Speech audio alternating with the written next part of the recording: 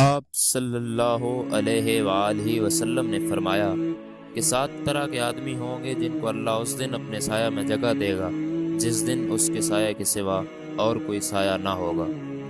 اول، انصاف کرنے والا بادشاہ۔ دوسرے، وہ نوجوان جو اپنے رب کی عبادت میں جوانی کے امنگ سے مصروف رہا۔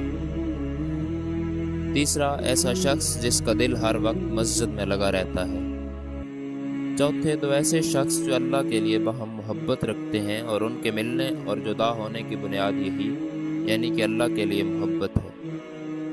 پانچواں، وہ شخص جسے کسی باعزت اور حسین عورت نے برے ارادے کے لیے بلایا لیکن اس نے کہہ کر کہ میں اللہ سے ڈرتا ہوں ٹال دیا۔ چھٹا، وہ شخص جس نے صدقہ کیا مگر اتنے پوشیدہ طور پر کہ بائیں ہاتھ کو بھی خبر نہ ہوئی کہ دائیں ہاتھ نے کیا خرچ کیا۔